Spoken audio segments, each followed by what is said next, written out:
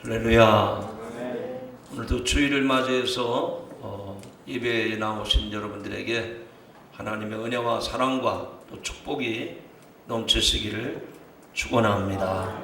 우리 옆에 성도들하고 한번 인사하시죠. 예배가 축복입니다. 예배가 영광입니다. 예배가 기쁨입니다.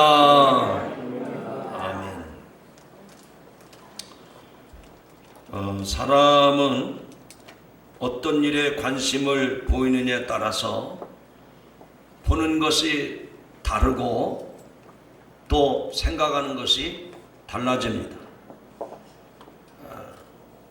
여러분의 눈에 요즘 제일 많이 보이는 것이 무엇입니까? 또 여러분의 귀에 제일 많이 들려오는 소리가 어떤 것입니까?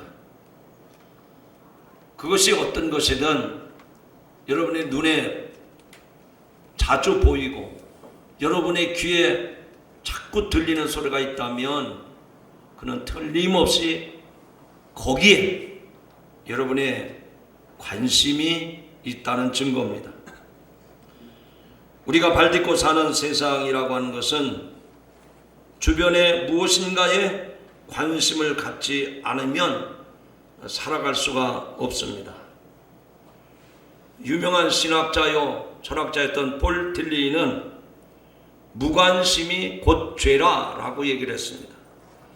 또 정신분석학자였던 프로이드는 너무 무관심한 것도 병이지만 너무 한 가지 일에만 집착하는 것은 더 큰 질병이라 라고 평가를 했습니다. 어느 날 예수님께서 베다니 마을에 가시게 되었는데 그 마을에 3남매가 살았습니다.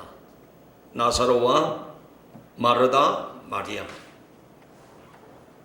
그 집에 예수님이 들어가셨습니다. 예수님은 평소에도 나사로와 그의 누이들인 마르다와 마리아와 가깝게 지냈던 관계였습니다. 그런데 예수님을 자기 집에 모시게 되었으니 얼마나 좋았겠습니까? 예수님을 집안에 모셔드린 이 마르다와 마리아 자매는 예수님이 자기 집에 오셨을 때 너무도 기쁘고 감동이 되어서 예수님을 모시게 되는 그런 내용이 오늘 본문의 내용인데, 그러나 그 자매는 전혀 다른 반응을 보이고 있습니다. 오늘 읽은 말씀 가운데 40절에 보면 마르다는 준비하는 일이 많아 마음이 분주한지라 예수께 나와 이르되 주여 내 동생이 나 혼자 일하게 두는 것을 생각하지 하시나이까 그를 명하사 나를 도와주라 하소서. 여러분, 지난 한 주간 여러분들은 어떻게 보내셨습니까? 혹 너무 많은 일로 염려하고 근심하지는 않으셨습니까? 이 이야기는 제가 저에게 질문하는 이야기입니다. 아마 여러분들도 많은 일로 염려하고 근심을 하셨을 겁니다. 가정과 자녀, 직장과 교회, 어느 면으로 보든지 아마 분주하게 보내지 않으셨을까 하는 생각이 듭니다. 본문 속에 마르다가 준비하는 일이 많아서 마음이 분주했다라고 성경은 말씀하고 있습니다. 그녀는 왜 마음이 분주했을까? 무엇 때문에 그렇게 분주했던 것일까? 본문에 보니까 준비하는 일이 많았기 때문이라고 하는 것을 알 수 있습니다. 무슨 준비였습니까? 예수님을 대접하기 위한 준비였습니다. 즉 그녀는 예수님을 자기의 집으로 영접하고 예수님께서 잡수실 것들을 정성껏 준비하느라고 마음이 분주했다라고 했습니다. 예수님을 자기 집으로 영접하고 그분을 대접하는, 그래서 준비하는 것까지는 참 좋았습니다. 얼마나 귀한 일입니까? 대접하려면 그만큼의 준비가 필요할 텐데 그 수고를 기꺼이 감수하겠다는 말이 아닙니까? 그녀의 행동은 어느 면으로 보든지 칭찬받아 마땅한 행동이 아닐 수가 없습니다. 그런데 그만 문제가 생기고 말았습니다. 그 문제가 무엇입니까? 욕심을 부리다 보니 준비하는 일이 많아지게 된 것입니다. 여기 40절 상반절에 보면 마르다는 준비하는 일이 많아. 여러분, 예수님을 대접하는 것까지는 참 좋았는데 그만 더 정성껏 더 최선을 다해서 정말 마음을 다해서 예수님을 대접하려고 했던 그 과욕, 그 욕심이 지나쳤던 것입니다. 본인이 감당할 수 있을 만큼만 준비했으면 참 좋았을 텐데 의욕이 앞서다 보니 준비하는 일이 덩달아 많아졌고 그 일로 인해서 분주하다 못해 지칠 정도가 됐다 하는 얘기입니다. 제가 아들 장가를 드리는 일을 하다 보니까 충분히 마리아의 심정을 이해할 것 같아요. 다 그런 건 아닙니다만 도대체 우리 교회는 담임 목사만 있나? 장로들은 뭐하고 권사들은 뭐하고 집사님들 청년들은 뭐하는 거야? 솔직한 마음으로 그런 마음이 안 들었던 것은 아닙니다. 저에게는 아들이 장가되는 일이지만 여러분에게는 여러분을 지도하는 목사가 결혼을 하는 겁니다. 우리 교회 목사님이 결혼하는데 내가 축하해야 되겠다. 내가 잔치를 준비하는 마음으로 내가 동참을 해야 되겠다. 많은 분들이 그렇게 수고를 하셨고 그렇게 애를 많이 쓰셨어요. 그런데 어제 잔치 당일날 혼선이 생기더라. 그건 혼주가 할 일이 아니라 장로님들이 권사님들이 하셔야 될 일입니다. 음식이 모자라네요. 빨리 여기 음식을 보내주세요. 손발이 맞아야 되는데 이 팀워크가 안 이루어진 겁니다. 잔치는 잔치대로 했는데 좀 부끄러운 잔치를 하게 된 거예요. 제가 마르다의 입장을 대변해서 말씀을 드립니다. 마르다가 처음부터 많은 것을 준비하고자 했다면 동생 마리아에게 사전에 도와달라고 요청을 했을 것입니다. 그러나 성경 어디를 봐도 마르다가 동생한테 미리 부탁했다고 하는 구절이 등장하지 않고 있습니다. 또한 본문이 마리아가 처음부터 주의 발치에 앉아서 말씀을 듣고 있었고 그 이후에 마르다가 준비하는 일이 많아서 그 마음이 분주해졌다는 점을 기록한 것을 보아 마르다의 준비가 의도치 않게 많아졌음을 유추해 볼 수가 있습니다. 자, 39절 40절을 여러분이 눈으로 보시기 바랍니다. 그에게 마리아라 하는 동생이 있어 주의 발치에 앉아 그의 말씀을 듣더니 마르다는 준비하는 일이 많아 마음에 분주한지라 예수께 나아가 이르되 주여 내 동생이 나 혼자 일하게 두는 것을 생각하지 아니하시나이까? 그를 명하사 나를 도와주라 하소서. 아무튼 마르다는 누구를 향한 원망으로 바뀌고 말았습니까? 예수님의 말씀을 듣고 있었던 마리아였습니까? 아닙니다. 본문을 한 번 더 자세히 보시기 바랍니다. 지금 그녀는 누구에게 원망 섞인 말을 내뱉고 있습니까? 놀라지 마십시오. 동생 마리아를 향해서 꾸중을 하고 원망 섞인 말을 하는 것이 아니라 예수님을 향해서 원망의 말을 합니다. 놀랍게도 그녀는 지금 예수님께 원망과 불평을 늘어놓고 있습니다. 예수께 나아가 이르되 주여 내 동생이 나 혼자 일하게 두는 것을 생각하지 아니하시나이까? 지금 예수님 보고 있지 않습니까? 예수님 뭐 하시는 거예요? 내 동생한테 따끔하게 야단을 쳐서 나를 도와주라고 그래야지. 아니, 동생이 예수님 앞에 와가지고 얼굴을 쳐다보고 있으니까 이쁘다 마리아야, 마리아야. 예수님 그럴 수 있습니까? 예수님은 사랑의 예수님이시라는데 그게 정말 사랑하는 겁니까?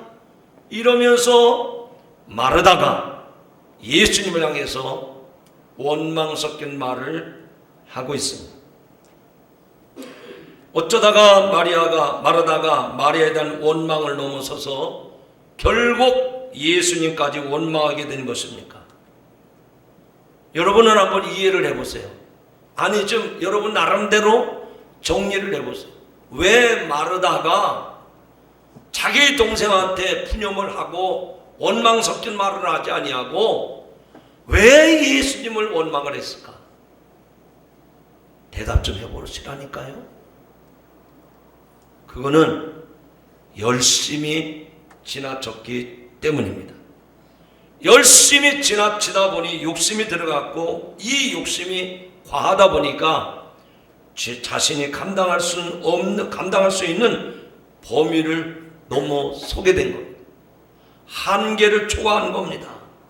결국 주변 사람들을 향한 원망, 급기야는 예수님에 대한 원망으로 번져가고 있음을 보게 됩니다. 잠언 19장 3절에 이런 말씀이 나옵니다. 사람이 미련함으로 자기 길을 굳게 하고 마음으로 여호와를 원망하느니라. 지금 우리는 어떻습니까? 준비하는 일이 많으면 그만큼 우리의 마음도 분주해질 수밖에 없습니다. 또한 의욕이 앞서다 보면 덩달아 준비하는 일이 많아지고 쉽게 지치게 되고 그러다 보면 그 지친 것이 다른 사람에게 푸념으로 원망으로 나타나게 되는 겁니다.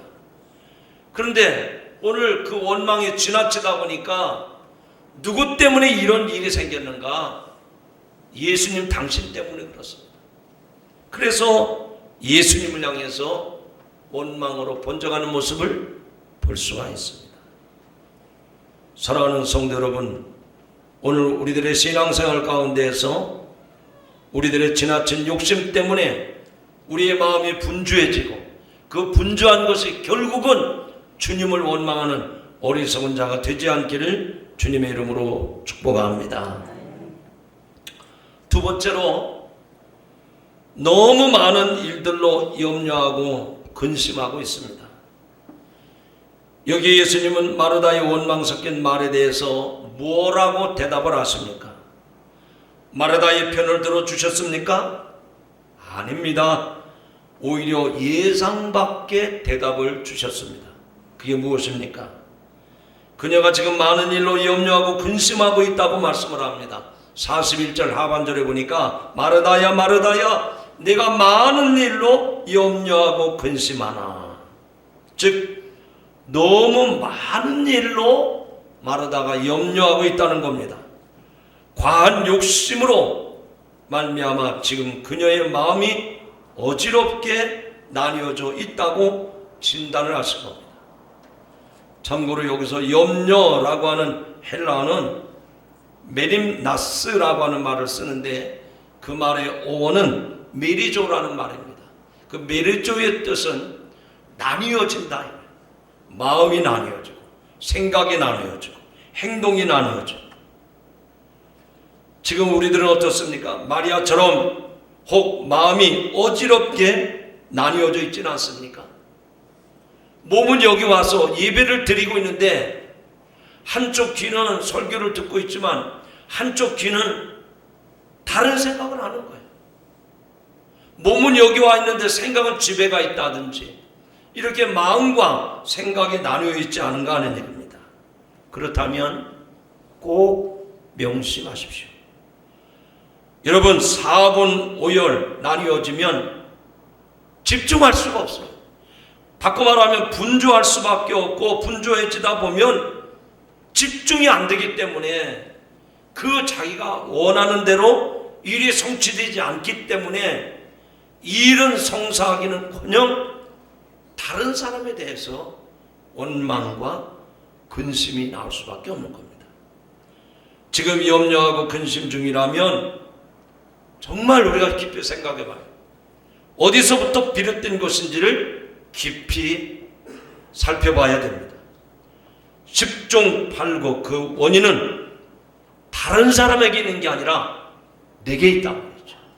한 가지 일에 집중하지 아니하고 마음이 생각이 나뉘어져 있다 보니까 마음이 분주해지고 분주한 마음이 앞서다 보니까 원망이 분념이 나올 수밖에 없는 겁니다.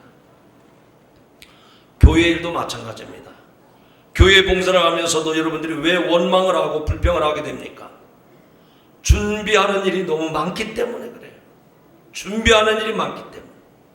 구색을 다 맞추려고 하기 때문에 그렇습니다. 없으면 없는 대로 하고 있으면 있는 대로 해야 되는데 굳이 없는데도 다 구색을 맞추려고 하다 보니까 무리하게 되는 거예요. 무리하게 하다 보니까 한계에 이르게 되고 자꾸만 불평이 쏟아져요. 우리가 명심해야 됩니다. 하나님은 우리의 있는 대로 받으실 뿐이지 없는 것을 받지 않으신다는 얘기입니다. 고린도후서 8장 11절 12절에 보면 있는 대로 하라. 할 마음만 있으면 있는 대로 받으실 터이요 없는 것은 받지 아니하시리라. 여러분, 오늘 우리들의 신앙생활 속에서 한 가지 일에 집중하는 여러분들이 되시기를 바랍니다. 또 한 가지, 소수의 몇 사람에게 너무 많은 짐들이 편중되어 있기 때문에 교회 일을 하다 보면 불평이 나오고 원망이 나오는 겁니다. 왜 이 같은 현상이 발생합니까? 마찬가지로 없으면 없는 대로 하면 됩니다. 굳이 구색을 다 맞추려다 보니 소수의 몇 사람에게만 집중이 되는 거예요. 여러분, 저는 이 말씀을 여러분에게 정말 드리고 싶어요. 여러분, 식사하고 난 자리, 식탁이 깨끗할 리가 없죠. 그러니까 여러분이 식사한 그 자리는 티슈 한 장으로 얼마든지 깨끗하게 닦을 수가 있습니다. 여러분이 집에서 식사 후에 식탁 밑에 떨어진 지저분한 게 있다면 얼마든지 휴지 한 장으로 정리할 수가 있어요. 근데 먹고 나서 그 자리에 일어나서 그 자리를 떠납니다. 한 사람이면 할 수 있는 일을 모든 사람이 다 동원해서 해야 되는 그런 번거로움을 남기고 있는 거예요. 오늘부터라도 실천하시기 바랍니다. 목사님은 그렇게 하십니까? 저는 제 집에서도 그렇게 하고 제가 주일날 교회에서 식사하는 그 자리도 물컵 하나라도 남겨놓지 아니하고 제가 그렇게 합니다. 기본을 잘해야 됩니다. 기본. 여기 와서 거룩 우리의 이 생각이 거룩한 게 아니라 우리의 실제 삶이 거룩해지는 거예요. 내게 맡겨진 일에 최선을 다하는 거예요. 여러분들이 이 교회의 구성원이라면, 이 공동체에 속한 식구라면, 여러분, 식구라는 게 한문으로 어떻게 표현을 하죠? 밥식자에다가 입구자를 씁니다. 더 쉽게 말하면 한솥밥을 먹는 사람이에요. 여러분, 집에서 제일 얄미운 사람이 누굽니까? 한솥밥을 먹고 손 딱 내려놓고 일어나는 사람. 옆 사람 쳐다보고 얘기합시다. 꼴불견이야. 진짜 얄미워. 오늘부터라도 여러분의 생활이 거룩해지시기를 바랍니다. 내게 맡겨진 일, 내가 앉았던 자리 그거 정리하면 주님의 일을 크게 하는 거예요. 그러면 모든 성도들이 각자 자기 포지션에서 자기 위치에서 그 일을 10분 발휘하는 겁니다. 이제부터라도 감당할 수 있기를 바랍니다. 있으면 있는 대로, 없으면 없는 대로 거기에 맞춰서 하시기를 바랍니다. 행여나 다른 사람과 비교하실 생각을 아예 꿈꾸지도 마십시오. 어제 저는 주례사 말씀 가운데 은혜 받은 구절이 있습니다. 신랑 신부한테 절대 비교하지 말라고 그러더라고요. 비교는 뭐냐? 비참해지는 겁니다. 교는 교만해지는 거래요. 성도 여러분, 비교하지 마십시오. 있는 그대로 그 사람을 그대로 인정하시고 교회가 있는 그대로 우리의 형편대로 하면 우리 하나님이 기뻐하시고 또 축복하실 줄로 믿습니다. 가장 복되고 아름다운 삶의 모습은 자족입니다. 자족은 환경과 조건을 초월하는 마음이 복이기 때문입니다. 자족의 아름다운 자세를 보여준 사람이 하나님 마음에 합한 사람이라고 칭찬했던 다윗입니다. 그가 시편 23편에서 뭐라고 했습니까? 여호와는 나의 목자시니 내가 부족함이 없으리로다. 이것이 다윗의 고백이 아니라 여러분의 고백이 되기를 축복합니다. 크게 선포합시다. 여호와는 나의 목자시니 내게 부족함이 없으리로다. 자족. 욕심 부리지 마세요. 과한 마음 갖지 마십시오. 사도 바울도 빌립보서 4장 11절 12절에서 말씀합니다. 내가 궁핍함으로 말하는 것이 아니라 어떠한 형편에든지 나는 자족하기를 배웠노니 나는 비천에 처할 줄도 알고 풍부에 처할 줄도 알아. 모든 일 곧 배고픔과 배부름과 풍부와 궁핍에도 처할 줄 아는 일체의 비결을 배웠노라. 즉 자족하는 삶을 담대하게 자신 있게 증거한 말씀입니다. 자족이라고 하는 것은 현재 것에 안주하거나 도전을 포기하는 마음과는 전혀 다른 것입니다.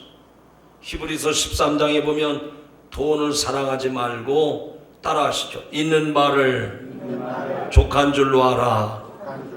무엇을 족한 줄로 알라고 했습니까? 아니 금방 따라하고도 못 따라하세요? 따라하시죠. 있는 바를 족한 줄로 알아. 뭐를 족하게 여기라고 그랬어요? 지금 내게 있는 것 100원 있으면 100원, 1000원 있으면 1000원, 그것을 족한 줄로 알라라고 말씀하고 있습니다. 그러므로 오늘 저와 여러분이 없으면 없는 대로, 있으면 있는 대로 거기에 맞춰서 살아가시기를 바랍니다. 마지막 한 가지를 말씀드립니다. 따라합시다. 한 가지만이라도 족합니다. 여기 42절의 말씀을 보면 혹 몇 가지만 하든지 혹은 한 가지만이라도 족하니라. 마리아는 이 좋은 편을 택하였으니 빼앗기지 아니하리라 하시니라. 예수님은 진단만 하셨습니까? 아닙니다. 처방전까지 주셨습니다. 즉 마음이 분주해지지 않으려면 과한 욕심을 버리고 한두 가지만 집중할 것을 권면하신 것입니다. 몇 가지만 하든지 아니면 한 가지만이라도 족하니라. 저는 우리 교회를 위해서 수고하는 성도 여러분들을 위해서 정말 고마운 마음을 갖습니다. 정말 고마운 마음을 갖습니다. 감사한 마음을 갖는단 말이죠. 목사님, 저는 다른 거 못해요. 나는 이 걸레질밖에 못해요. 나는 쓰레기 치우는 거밖에 못해요. 나는 그것도 못합니다. 나는 예배 시간 10분 전에 오는 거 그것만이라도 하겠습니다. 할렐루야. 한 가지만이라도 족하다는 거예요. 감나라 대추나라 이럴 필요 없어요. 여러분이 할 수 있는 것 혹 몇 가지만, 그것도 부담이 되면 딱 한 가지만이라도 예수님 뭐라고 그랬습니까? 족하다고 그랬어요. 족하다고. 됐다. 그만해도 된다. 됐다. 할렐루야. 제가 이 말씀을 거꾸로 뒤집어서 얘기합니다.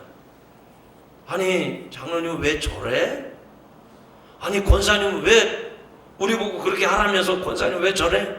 이런 소리 들으면 안 된다 그 얘기입니다. 내가 맡겨진 일, 내게 주어진 책임, 그 일을 잘하면 주님이 보실 때도 됐다. 이제 그만이다. 잘했도다. 이렇게 칭찬 들을 만한 성도가 되시기를 주님의 이름으로 축원합니다.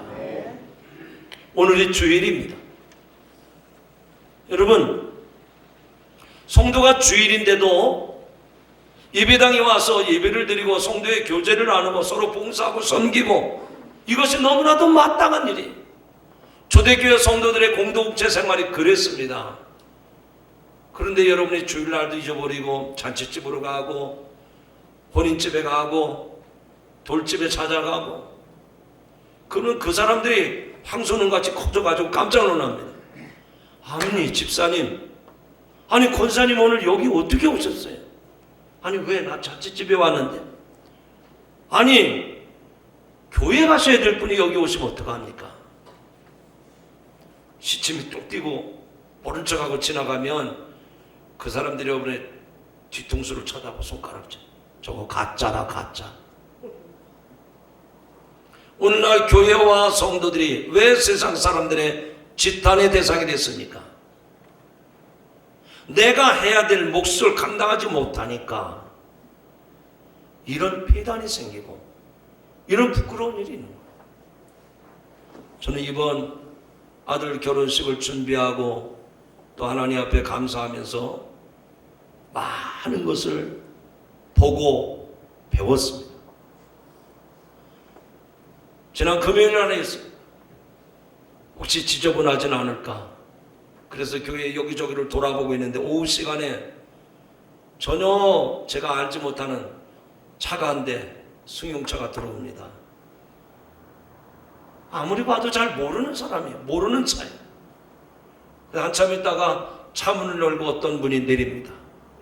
와이셔츠 남방 입고 편안한 복장으로 오셨는데 저를 보자마자 90도 인사를 깍듯하게 해요. 그 누군가 멀리서 보니까 잘 몰랐는데 형님 저 왔습니다 그래요. 그래서 아니 나보고 형님이라고 부를 사람이 김상권 장로밖에 없는데 누군가 그리고 누구세요? 한참 만에 허리를 펴고 고개를 넘으니까 수원에서 목회하는 알고 있는 목사님입니다. 아니 목사님 어쩐 일이십니까? 아 내일 모레 아들 목사 결혼식이 있다고 해서 미리 축하하러 왔습니다. 얼마나 기쁘고 감사한지. 그리고 봉투를 하나 내밀면서 썼어요. 아들을 축복하는 메시지가 아니고 저에게 칭찬하고 축복하는 메시지입니다. 형님, 아들이 이렇게 장가를 드니 얼마나 행복하십니까? 그 아들 목사가 선교사로 간다고 하니 선교사역을 잘 감당하도록 배후에서 기도하겠습니다. 형님 행복하십시오. 저하고 같은 신학교를 나온 사람도 아닙니다. 저하고 뭐 그렇게 가까운 사이도 아니에요. 그분은 감리교 신학대학을 나왔고 저는 협성대학을 나옵니다. 저보다 나이가 2살밖에 차이가 안 납니다. 그런데 만날 때마다 저를 보고 형님 형님, 아니 목사님 오늘 오시면 제가 식사도 대접하지 못하고 어떡합니까? 이거 냉수밖에 드릴 게 없는데. 냉수가 제일 좋습니다. 저는 커피도 안 마시니까 냉수 하나 주세요.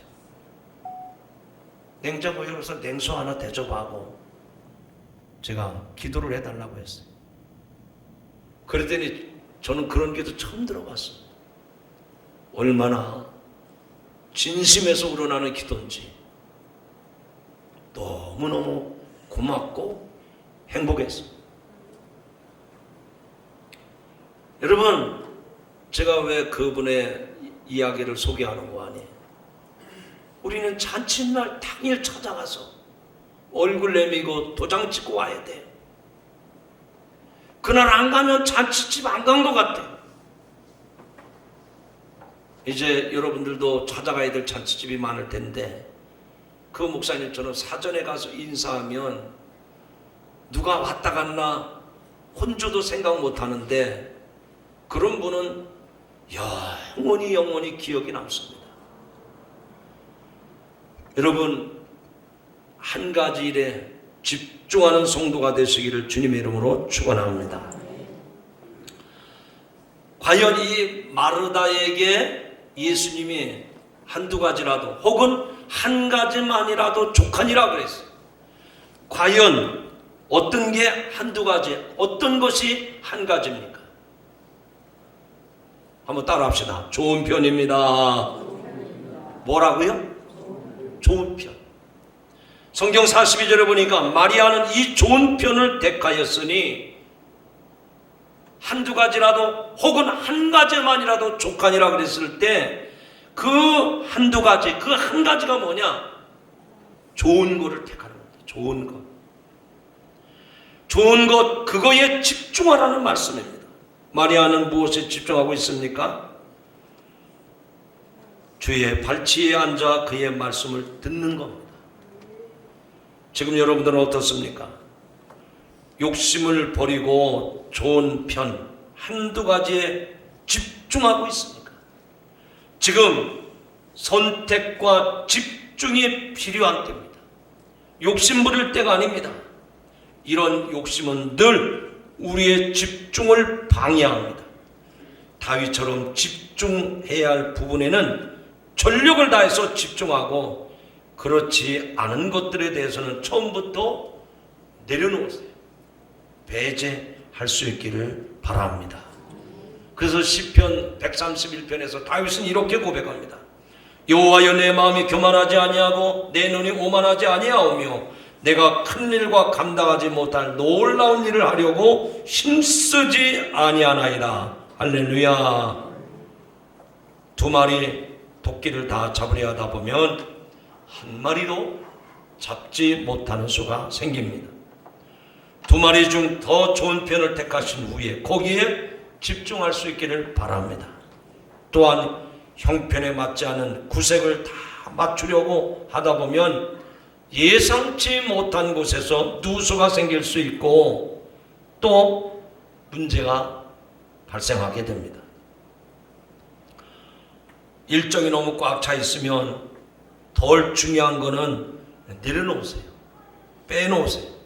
그리고 그 한두 가지, 꼭 중요한 것 그 한 가지에 집중을 하시기 바랍니다. 속회별로 돌아가면서 음식을 준비하는데 여성계한테 부탁을 드립니다. 국도 끓이고 찌개도 하고 김치도 내놓고 뭐 새우젓도 내놓고 고추도 내놓고 많이 할 필요 없어요. 일식삼찬. 옆에 사람 보고 얘기하시죠. 그거면 됐지 뭘 더 바래. 하시라니까. 옆 사람 쳐다보고 시작. 그거면 됐지 뭘 더 바래. 일식삼찬이면 됐어요. 부담 갖지 마시고요. 한두 가지에 집중하라는 겁니다. 이 말씀을 드리면서 저는 우리가 오해하지 말아야 될 게 있다는 것을 소개하려고 합니다. 첫째로 예수님은 지금 마르다를 책망하고 계신 것이 아니라는 겁니다. 책망이 아니라 사실은 이 마르다를 진정으로 사랑하기 때문에 애정을 듬뿍 담아서 마르다에게 권면을 하고 있는 겁니다. 무슨 근거로 그렇게 말할 수 있느냐? 성경 몇 군데서 예수님께서 나사로와 마르다, 마리아 이 세 남매를 사랑하셨다고 하는 말씀들이 기록되어 있기 때문에 그 중에 요한복음 11장 5절에 보면 예수께서 본래 마르다와 그 동생 그 동생과 나사로를 사랑했다. 예수님이 꾸중하는 게 아닙니다. 사랑하기 때문에 권면하는 거예요. 저도 여러분에게 오늘 설교하면서 여러분의 심기를 불편하게 했을지 몰라요. 그러나 사랑하니까 권면을 하는 겁니다. 새겨 들으시기를 바랍니다. 두 번째로 예수님은 그녀의 봉사 행위가 전적으로 잘못되었다고 지적하신 것이 아닙니다. 다만 그녀의 잘못된 가치관 아니면 뒤바뀐 우선순위를 지적하신 것일 뿐입니다. 오늘 본문 어디를 봐도 마르다의 준비가 잘못되었다고 지적하신 것을 찾아볼 수 없습니다. 너무 많은 일로 준비하다 보니까 분주하게 되었고 그런 일로 염려한 것에 대해서 권면한 내용밖에 없습니다. 자, 예수님이 이 마르다의 잘못에 대해서 꾸짖거나 책망한 것이 아니라 사랑이기 때문에 권면한 건데 거기에 비해서 마르다의 모습을 우리가 집중해 봐야 됩니다. 마르다는 자신이 옳고 동생 마리아는 틀렸다고 생각을 한 것입니다. 마르다는 말씀에 귀 기울인 동생을 야단치고 싶었습니다. 우리는 자신의 바른 행동을 하고 있을 때라도 다른 사람이 자신보다 더 낫다고 생각하는 마음을 버려야 됩니다. 교회에서 그런 사람들이 참 많습니다. 힘들고 어려운 일에는 절대로 관여하지 않고 얼굴 내미는 곳에서만 나서는 이들이 있습니다. 그러나 그런 얌체 행동을 가지고 마음을 아파하고 불평을 하고 투덜댈 필요가 없습니다. 왜냐하면 요한계시록 22장 12절에 이렇게 말씀합니다. 내가 줄 상이 내게 있어 각 사람에게 그의 일한 대로 갚아주리라. 한번 따라 하시죠. 각 사람에게 일한 대로 갚아주리라. 하나님은 반드시 보응하신 하나님이신데 일한 대로, 섬긴 대로, 봉사한 대로, 땀 흘린 대로, 수고한 대로 여러분의 그 모든 것을 다 잊게 하시고 갚아주신답니다. 갚아주신답니다. 그래서 원망할 필요 없어요. 화낼 필요 없어요. 마르다의 더 큰 문제는 예수님께서 자기를 좀 알아달라는 거예요. 자기를. 예수님 이렇게 하세요 저렇게 하세요 명령한 것입니다. 마르다만 그랬습니까? 우리들도 하나님의 백성으로 산다고 하면서 다른 사람들이 하는 일을 심지어는 하나님께서 하시는 일을 보고 마음에 안 들어 하면서 하나님 이렇게 하셔야 됩니다. 하나님 그거 잘못된 거 아닙니까? 이렇게 마음속으로 항변한 적이 얼마나 많습니까? 마르다는 마리아가 자신과 다른 것을 틀렸다고 또 생각해요. 신앙생활하는 사람은 다른 것과 틀린 것을 구별할 줄 알아야 됩니다. 여러분, 우리들은 이 세상에 태어나면서도 일하게 되어 있습니다. 하나님도 일하셨다고 했는데 우리가 일하는 건 너무나도 당연한 일이 아닙니까? 그러나 일을 할 때 내가 남보다 뒤에 있으면 못 믿어하는 거예요. 이 앞에 있는 사람을. 그럴 필요 없습니다. 나도 일을 하고 저 사람도 일을 하는데 저 사람이 나보다 앞서간다고 하면 그 사람을 밀어줄 수 있어야 돼요. 그 사람을 응원해 줄 수 있어야 돼요. 그 사람을 내 어깨 위에 세워줄 수가 있어야 돼요. 이렇게 설교해도 아멘이 안 나온다는 말은 안 하겠습니다. 그런 증거밖에 안 됩니다.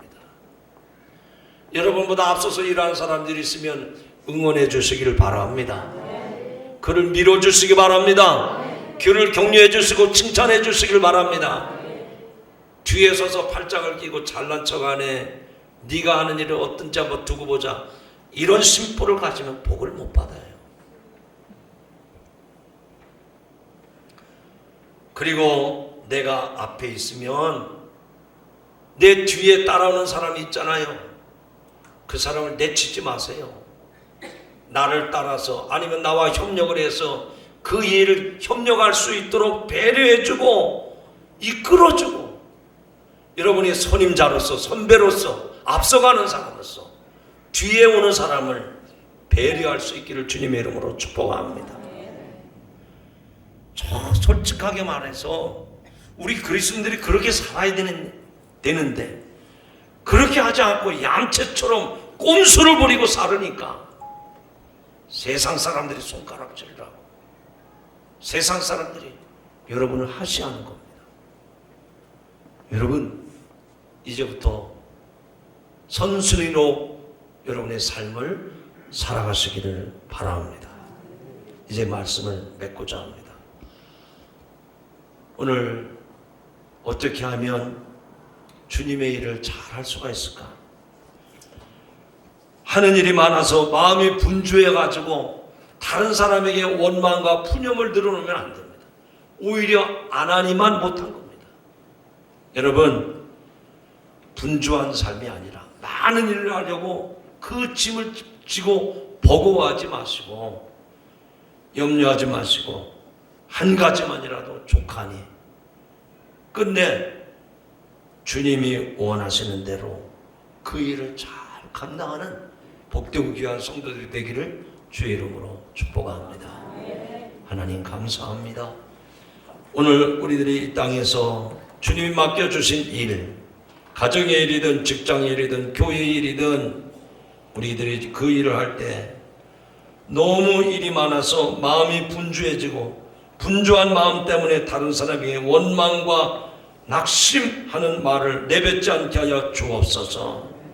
염려 근심하기 전에 내가 해야 될 일을 돌아보게 하시고 혹 몇 가지라도 아니면 한 가지만이라도 족한 줄로 알고 그 일에 최선을 다하는 성도들이 되게 하여 주옵소서.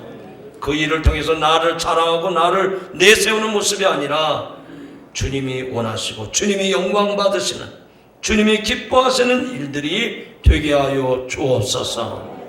예수님의 이름으로 간절히 기도하옵나이다. 아멘.